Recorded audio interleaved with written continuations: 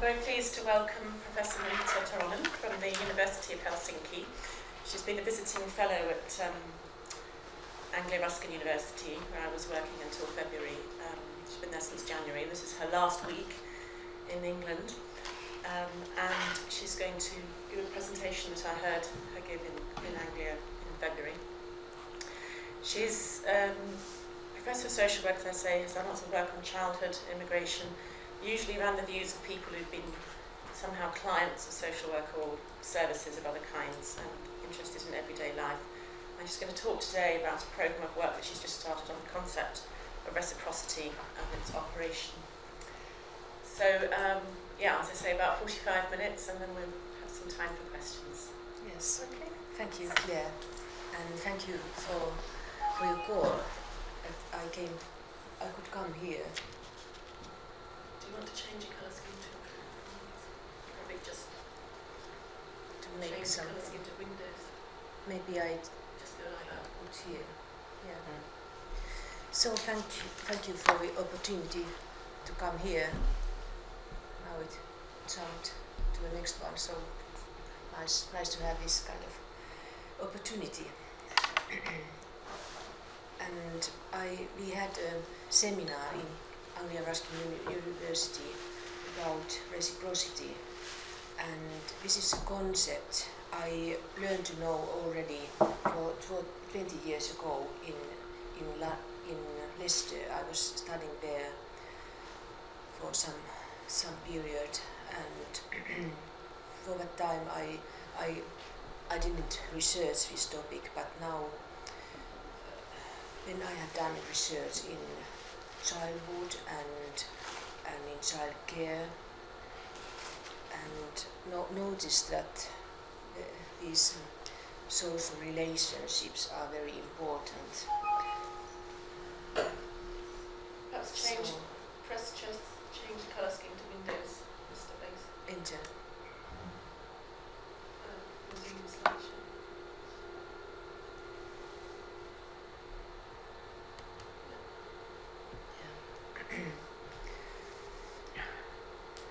But maybe I go on and explain how did I find this topic, or how I think it's important.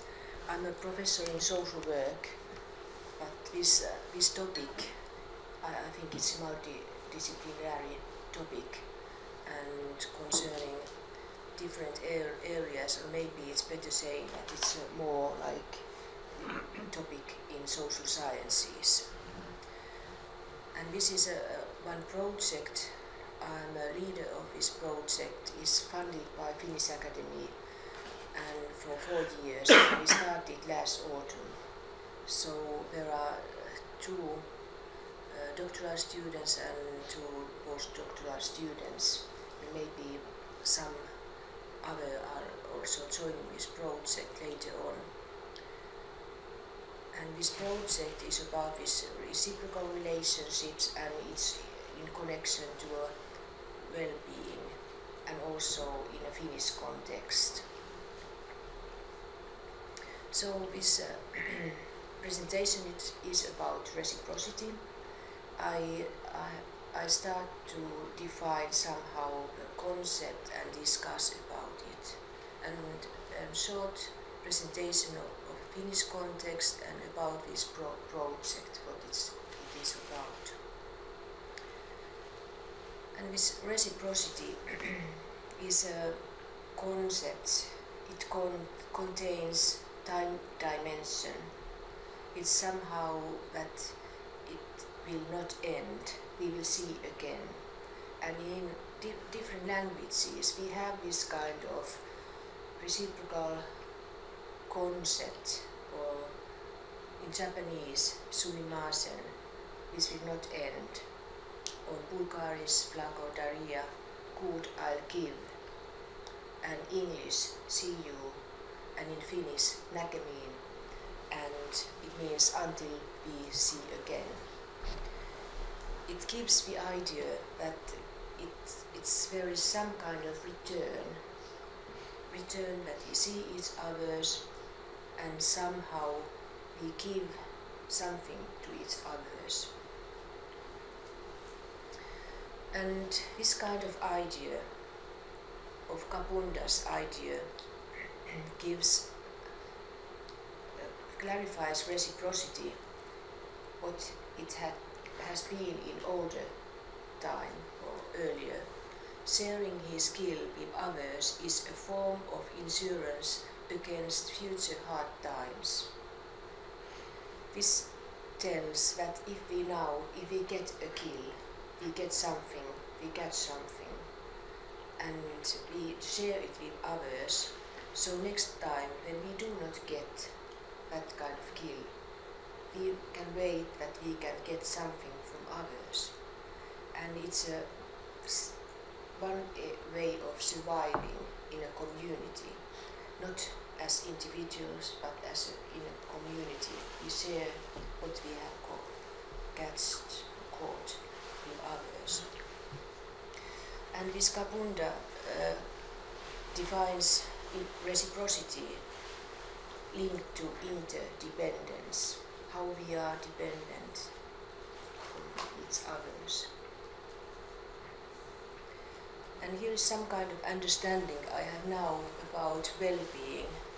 And here is the picture is in Finnish, but I try to explain it in English. This is a combination of Bourdieu's thinking about capitals, and here are social, cultural and economic capital from Bourdieu. And I have also combined here three Finnish scientists. Allart is very famous sociological scientist in Finland, and Harisalo and Miettinen too.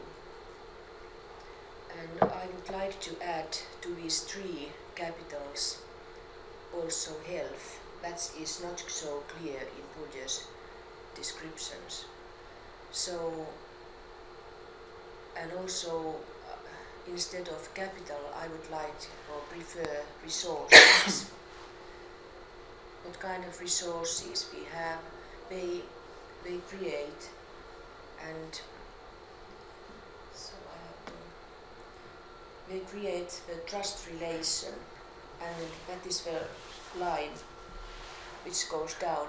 It's so that these resources, they are like our capital, creating our trust relation to each other and to communities and to societies, and maybe also the idea of the world. How can we trust how the world is going on? And these resources, it's not only what we own or our possessions, it's also our experiences, and it's also our history, not only us owns but our family's history. And it gives this kind of time dimension, and how we see according to these what we have, what kind of experience we have, how we see our future, and also how we can trust other people. And in this trust relation, I see that this reciprocity is taking place. What kind of relations we have to each other, and to communities and to societies. I have heard critics that this kind of concept is only individual, but I do not agree, because I see that it's not only we trust in each others, but we trust also how our society is working. If we get sick or we get children, or how our society supports us, it's also in that kind of collective concept.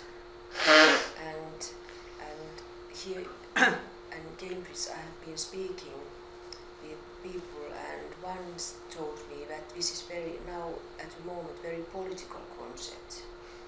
And this kind of things, if you see the news here in Finland, you may hear the discussions going on, how you earn the the benefits,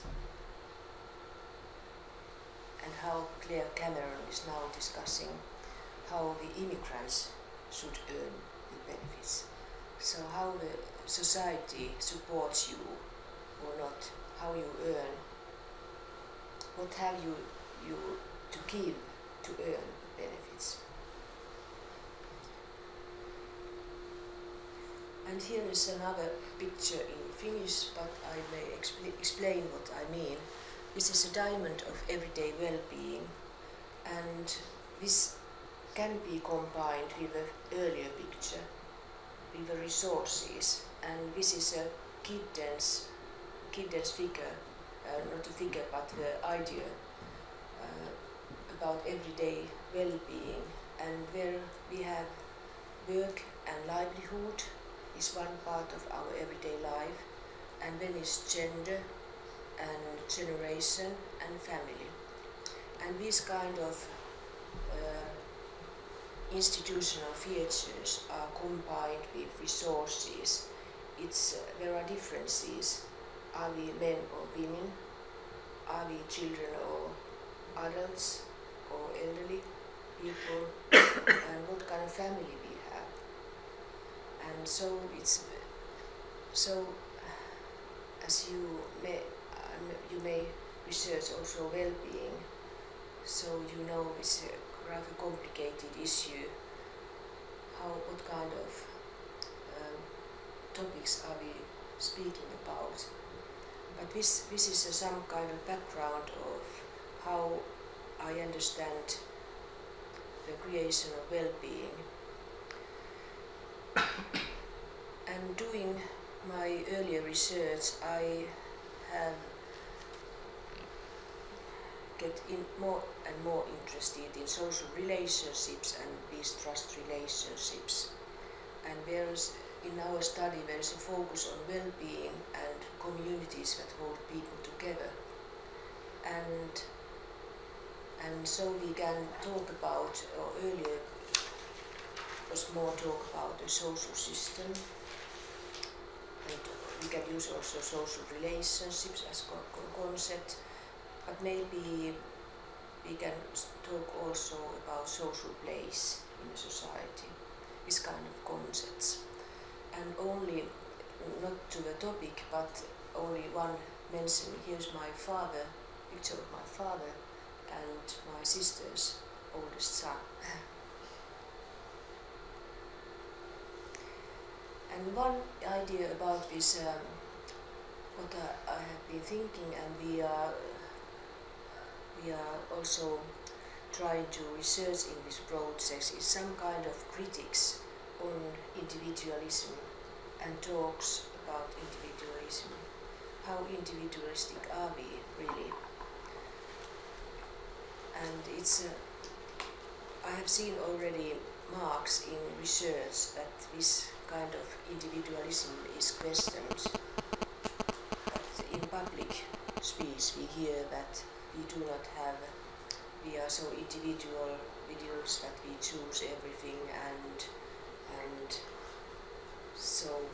But Robert Putnam has in his research shown that well-functioning social networks have a positive effect on the prosperity of a society as a whole. And this kind of ideas has given thoughts how meaningful social relations are in human behavior and in societies as a whole. And how these social networks strengthen interaction between individual members of society. And if that cohesion, or if that social network is weak, social cohesion is lost, and it's difficult for members of society to reach common goals. So it's again not only a question of individuals, but how individuals find each other and common goals together. So it's not only reciprocity we are talking about. We are talking also about non-reciprocity and human nature. There are positive and negative elements. And this kind of positive and negative reciprocity keeps distances between other people and defines the boundaries of individual autonomy.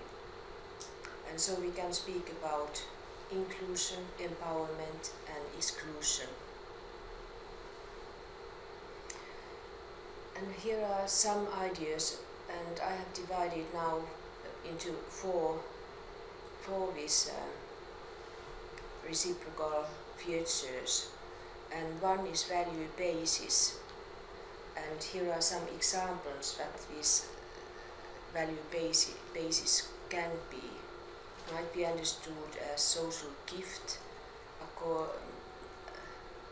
social norms, duty, solidarity, punishment, trade or commerce. And motives for these reciprocal relations, what are our aims, what we are getting from this reciprocal behavior. And they might be emotional, knowledge, social, instrumental, profit, benefit or greediness. These are examples. And these patterns of action, it's not only one-to-one, it might be one-to-one, but it might be also one-to-many or many-to-one, or also generalized action. And there are also feelings involved. It might be love, and there is different kind of love. It might be romance, sex, friendship, family, pleasure, pity, gratitude, and there are warm and benevolent feelings or satisfaction. But also negative feelings, and then is anger, rage, punishment, and feelings and obligations, and they require responses in kind. And usually it is seen that positive return get a positive return, that we act in return for good for good, and negative for negative. But there is variations, as we may later on think about. So some kind of clarification about this concept, that this reciprocity, how we act and how the society keeps the social order. There are power relationships connected, and also responsibilities each individual will undertake. And this is not only a reflection of a personal parameters, and they may reflect the effects the surrounding community and society have on people's relationships. This is one thing I already mentioned earlier. So here we come to the concept of Becker, Lawrence Becker, who has been writing a book of reciprocity, and he's on political philosophy. Rather difficult topic, but I have tried to make some understanding. And according to Becker, the concept is very diversified. There is no consensus on the meaning, and there is no consensus if it exact returns in kind or not in kind. And he himself thinks that every writer, scientist should define, or also people when they are acting, should define the term, how they understand it, and start from that point. And Becker, when himself sees that this reciprocity can be understood, or he understands it, that it is a return for good,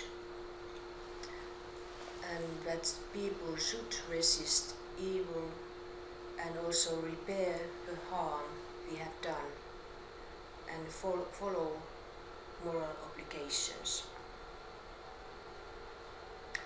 And when you start to think about this, it sounds, for me it sounded like taken from Bible. I don't know how it looks like to you, but I've been thinking this, and it seemed I like it more than at first, because somehow it shows well that there is an idea, and this is a moral obligation. It's a concern about morality. So what we can do and what we ought to do, there are both things, and it's also like ethical things. How moral, I think it's an idea what is right and what is wrong, and when we act, it's a more, we are acting according ethics, and ethics is a question how we act. And I think here Becker tries to combine these both elements.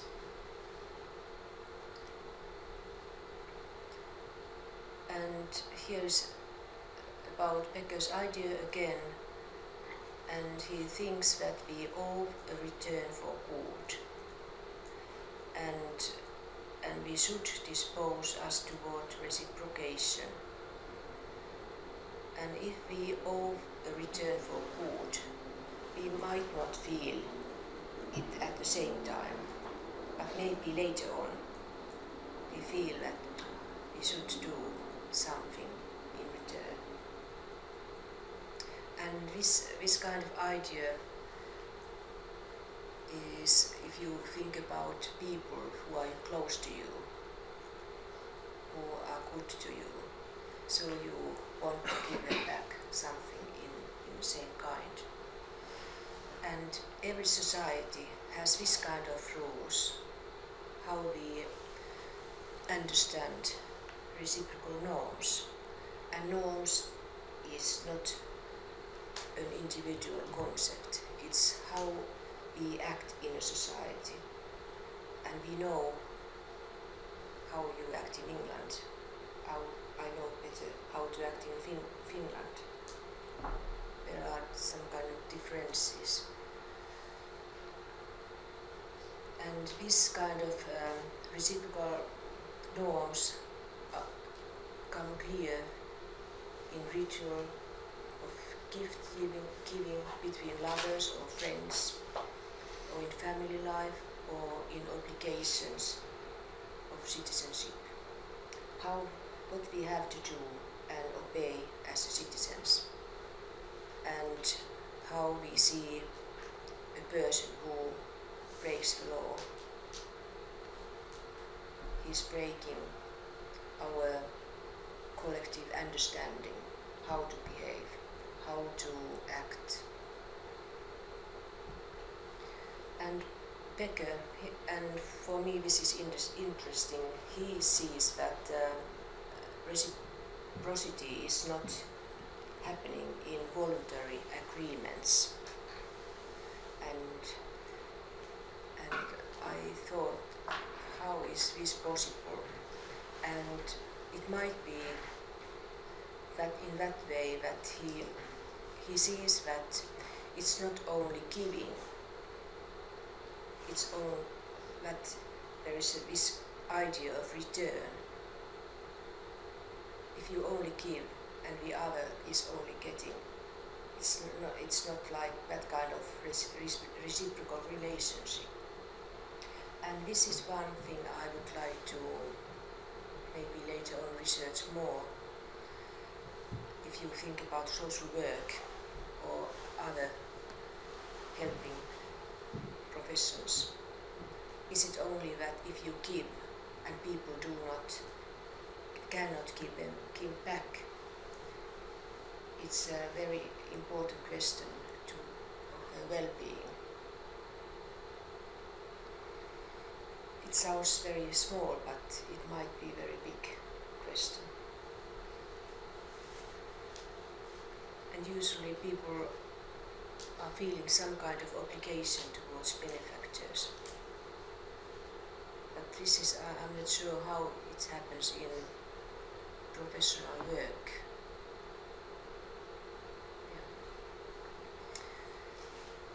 Yeah. And here Becker again, and these are from Becker I now speak about, and he divides reciprocity to practical reasoning and to moral reasoning.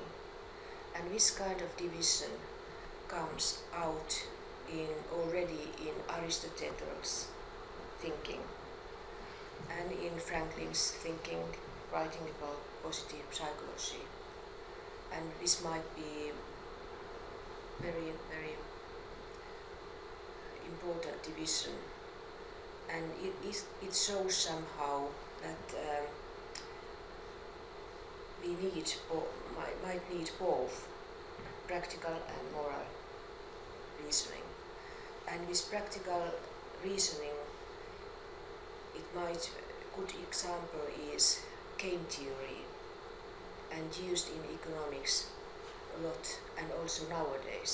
I have found it a huge amount of reciprocity in economics. And there are shown these rational choices and probabilities, or looked for probabilities, and also there is this struggle with good and evil, how to make benefits and how it goes. And here are these practical rules, and I shortly go them through. I do not know so much about them myself either, but somehow I think they clarify very nicely the practical reasoning. There is participation rules, and this means that it's who is the participant and what participation involves. And he gives examples from medicine, who is a doctor and who can write prescriptions. This is the participation rules. And these teleological rules, they clarify the aims or the order of priorities. And in medicine again, is it a question to promote public health or private health sector?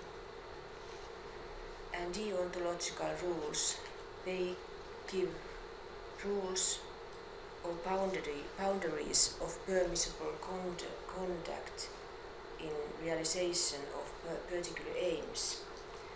And here's one example, that doctor is not permitted to kill a patient, but sometimes is permitted to let a patient die. And valuation rules, there are competing codes, and the valuation gives the priority to them, to these codes. And this is very difficult to pronounce. Procedural rules, they give the rules how to act, and it's combined with ethical rules of a certain profession maybe. And these transformation rules, they tell that how rules may change, and there is example, in a legislative procedure, these rules are changed. And recognition rules, how an activity is legitimated by the rules. And this was practical reasoning, telling about used in game theory in economics, for instance, but also in other. I think this kind of topics are also in social and healthcare. Maybe nowadays very much. And this moral reasoning, and Becker sees that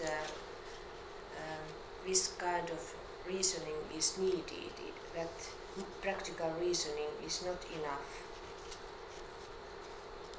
And he combines this, what rational agents ought to do and be.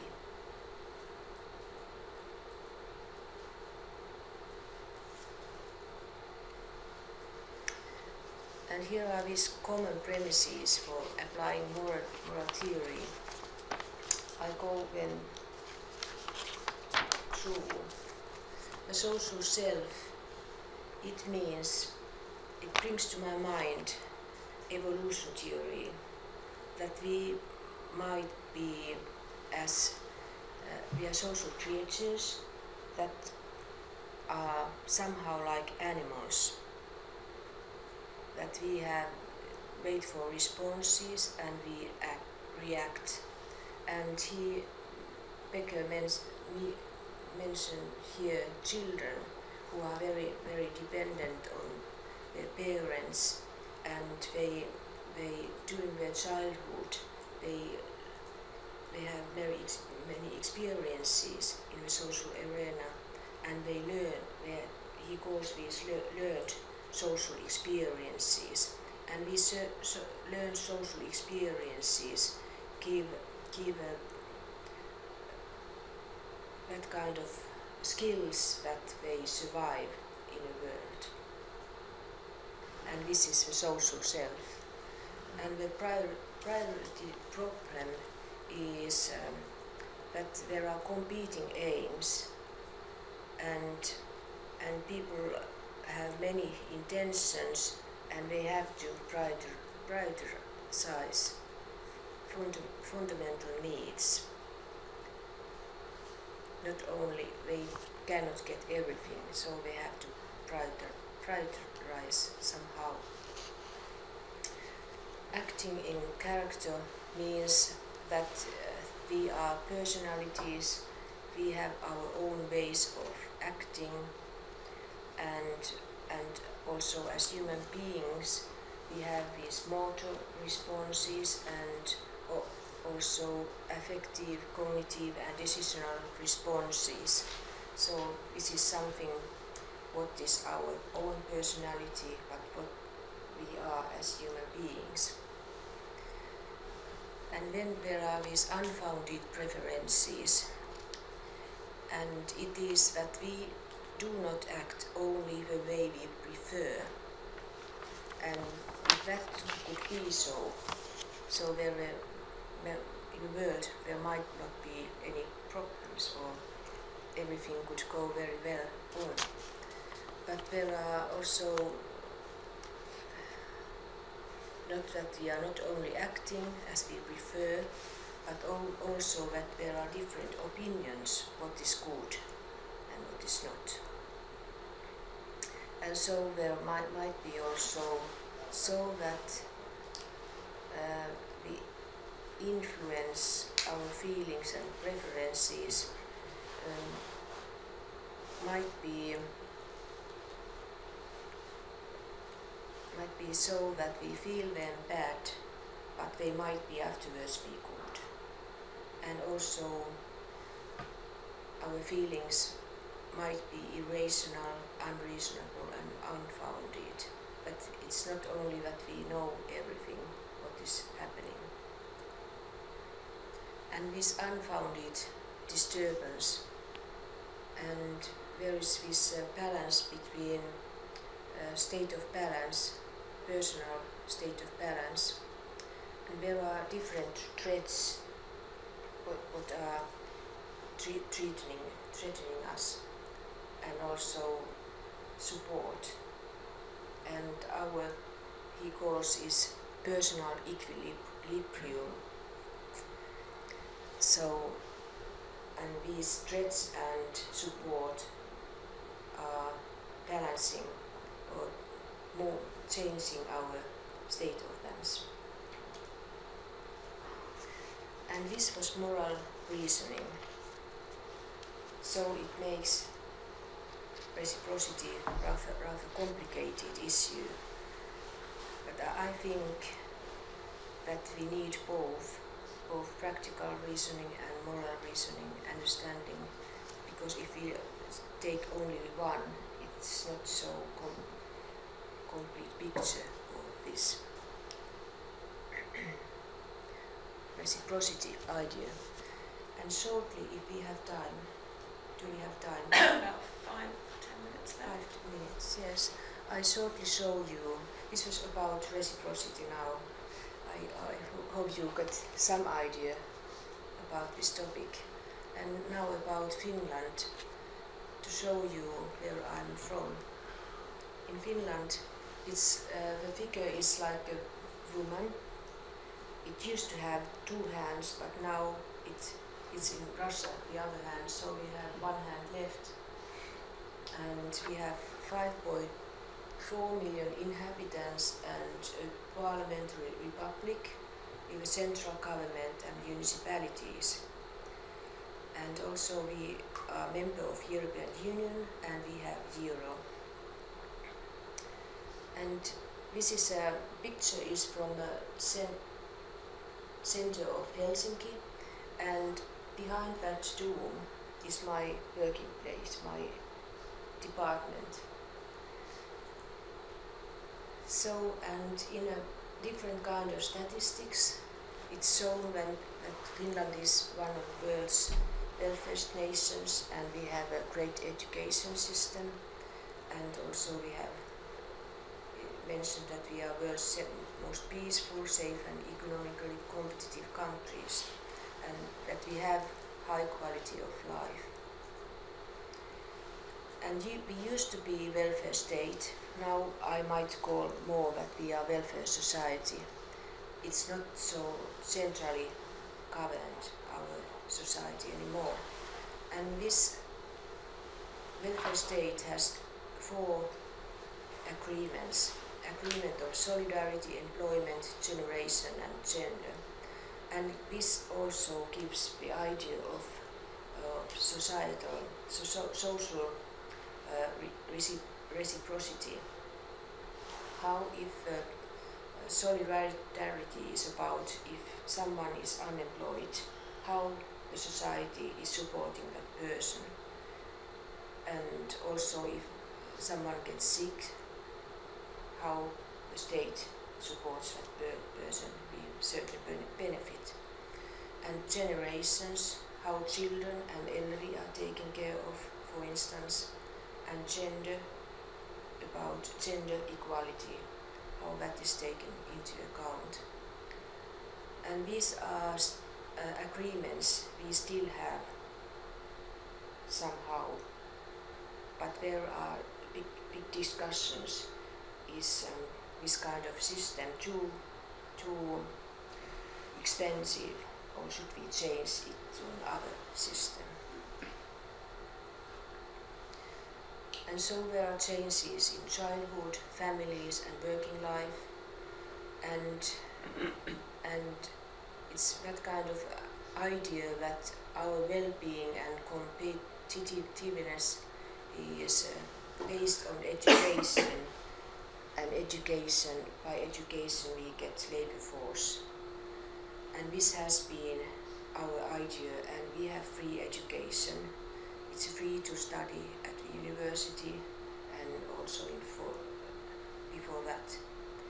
And every child has the opportunity and obligation to study. And this kind of reciprocal idea is included into our society. And so we had the idea that well-being, we have well-being if there is a stable working career, family and good health. But in the 90s and since 2008 we had economic recession, and it changed our idea. If you had your working career, you could suddenly, or you had been educated, you suddenly could lose your work. You had been a proper worker and tried your best, but it couldn't help. So it brought some insecurity to our people, how to make your life secure if you can't not trust this kind of system. And so in our country, when we come from Finland, it might be so we are more critical on our own system as others are. But we see that there is some kind of diversification and polarization has started grow up. Not internationally compared, not so big numbers, but still from a Finnish perspective.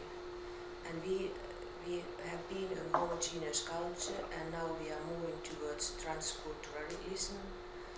And also this polarization is not only in one sense, it's a polarization in many ways to work between generations and between and life situations.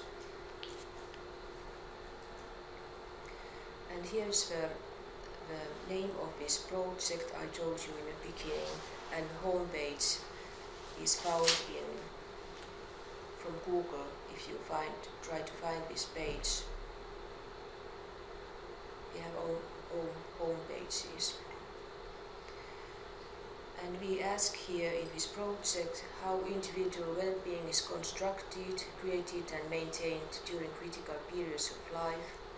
And these critical periods are here. We have immigrants, and we have elderly, and we have young people who are living care, and young people who are living home but do not have any education or working place. And here is a picture from Nordic Lights taken. I googled this picture. It was taken for 3 days ago. If you come to Lapland, so you may see this kind of lights. So thank you for your attention. Thank you very much.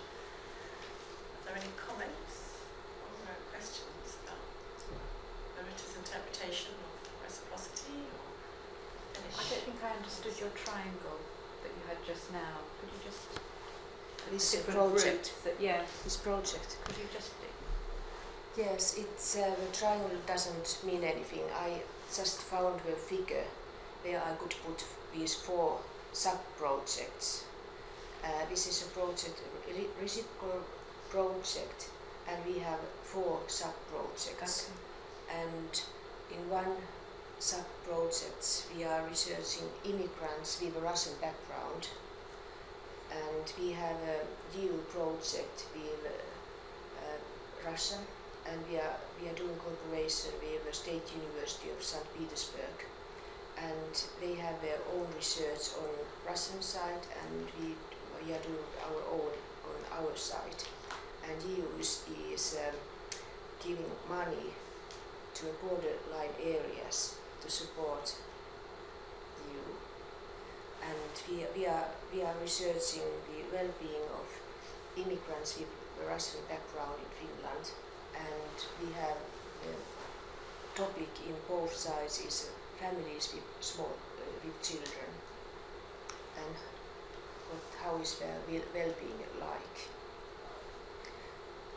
And so the research question for that piece of work is, what is their?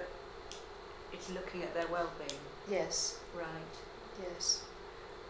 Well-being is almost questioning is somehow involved into these topics. And would you like to hear some more of these others? If other people are interested. And the methodology as well. The methodology you're using with the families, with young children. Are you interviewing them or? Yes, there are different kind of methodology we are using, and different researchers are using different kind of methodology. But in this, for instance, with immigrants with Russian background, we had a questionnaire that was also translated or used in Russia, and we had also interviews, and also workers working with families were interviewed, and also in the Finnish side, families with a Russian background were interviewed, and also children were involved into these interviews, and also it was collected one data from children. They were writing narratives. So different kind of methods are used. Would you mind going back one slide? I want to take the blog that you gave. Sorry, they've gone back again. The one before that. This one. This one there. If I could just take that. Thank you. Yeah.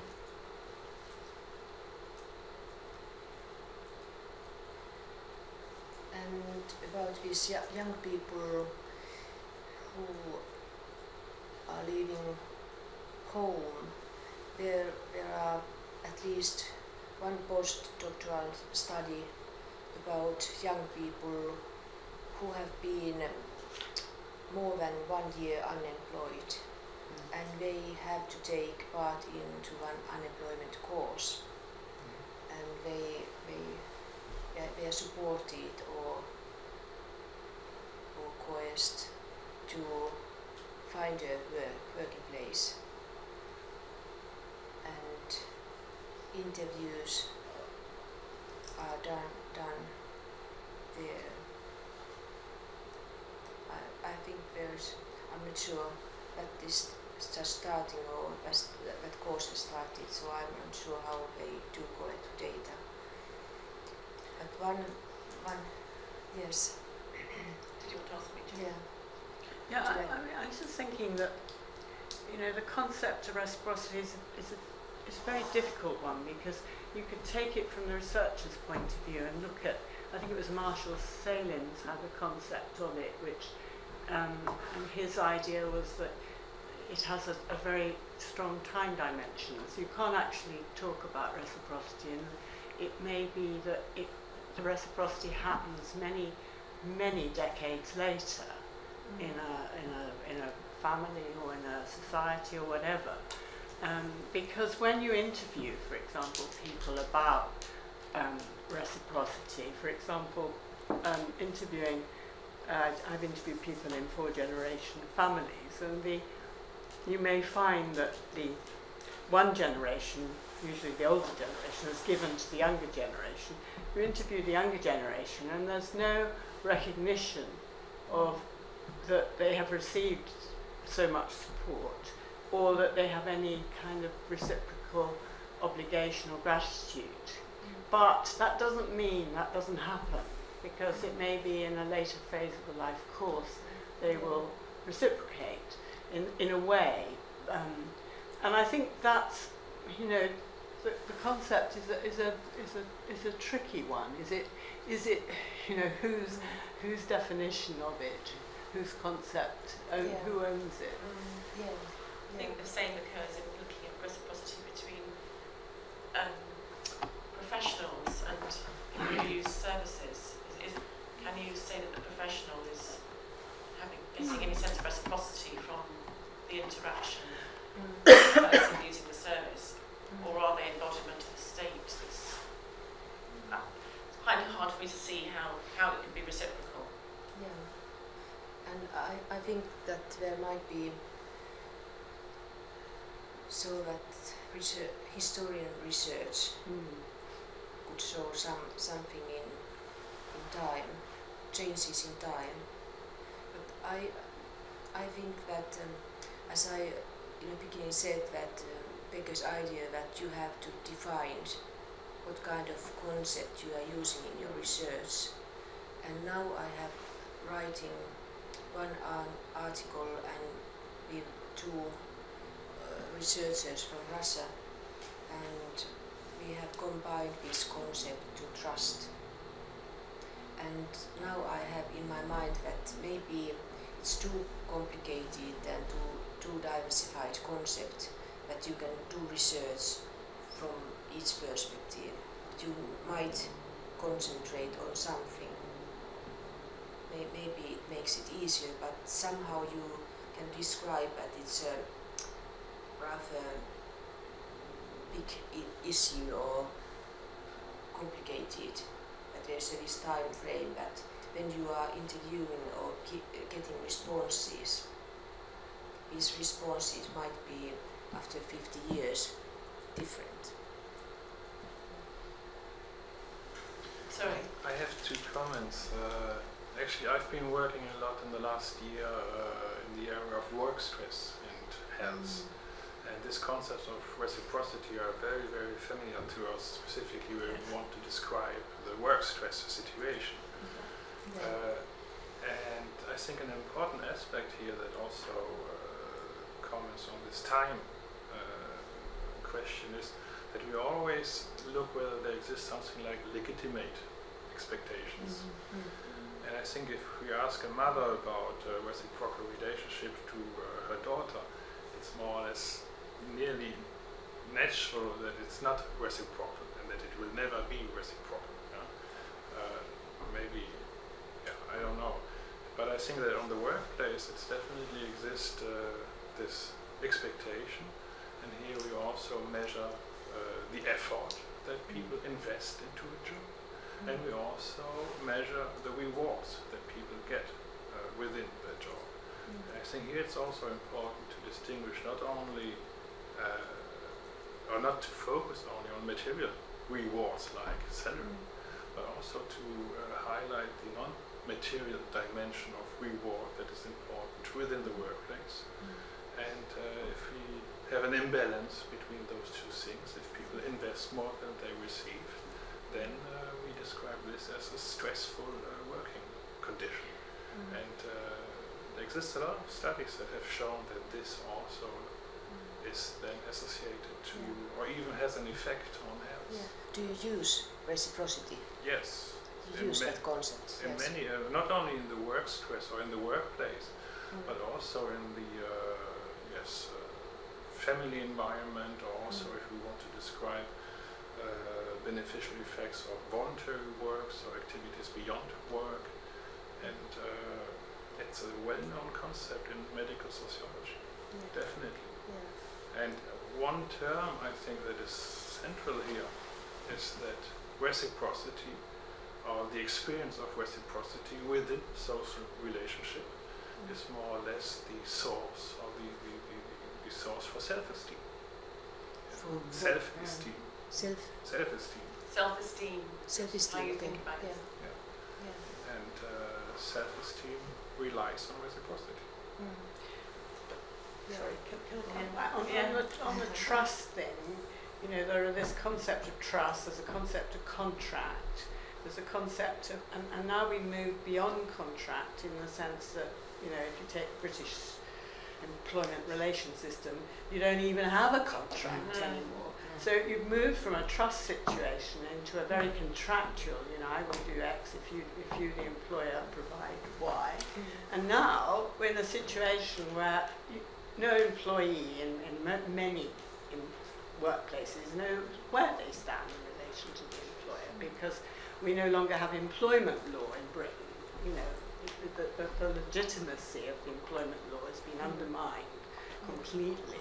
So I think it's become, it's like this notion of reciprocity becomes more and more differentiated, because our relationships in all these, you put up those different spheres of life where people reciprocity may be very important, but you could add so many more, because there are so many more transitions which are precarious, you know,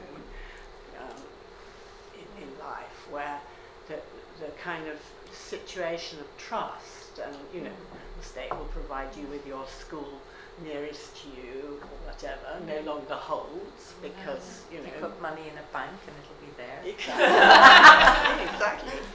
So you know, it's like. So I was wondering, what you know, in a way, it's kind of, it's like, kind of, it's a lovely concept in a world in which you know you can hardly open your mouth to use it anymore because people will, you know, think it's very strange. Maybe it's searching for Yes. or looking what have you lost something. But about this contract, and you said that, mentioned that there is no law anymore. Well, we have regulations. You have some kind of regulations, but these regulations, they are more collective understanding. Not anymore. They're not collective. The few trade unions that exist wouldn't agree with them. If there is, yes, but if there is no collective understanding, it tells also something. But it's not collective.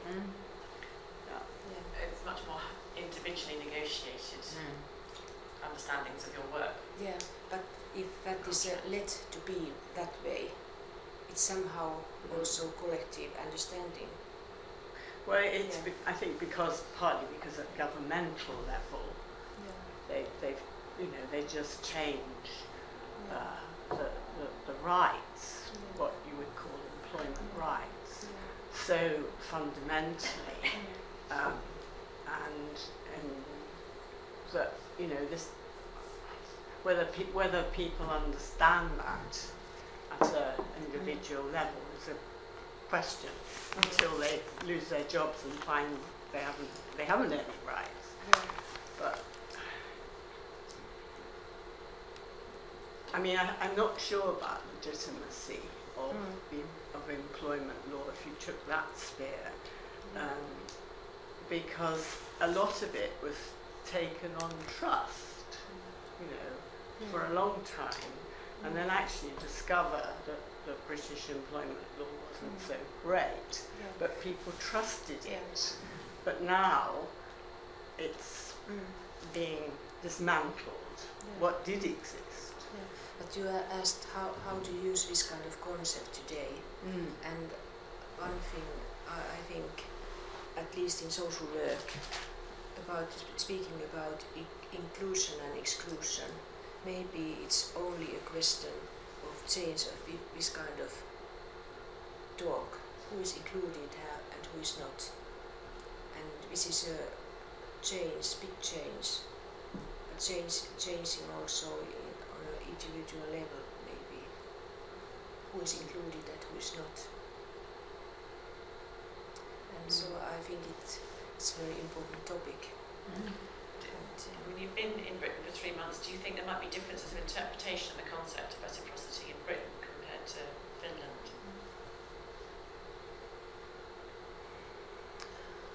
I think somehow from an individual point or from society, I think similar, and it has been almost funny because when you are looking at news, almost similar talks are going. In Finland we speak about Finland and Finnish products and how the immigrants are wanting to come to our paradise. I hear the same topics here. How people are wanting to come from Romania and Bulgaria to England, and how this horse meat was sold in different kind of products, and English farmers, they were proud that now English are buying their own products, and this kind of and I have heard talks that these national images are dying somehow, but this kind of 3 months experience somehow gives me that there is still some kind of national image or who we are and who we want to have in our country and who we do not. In that sense is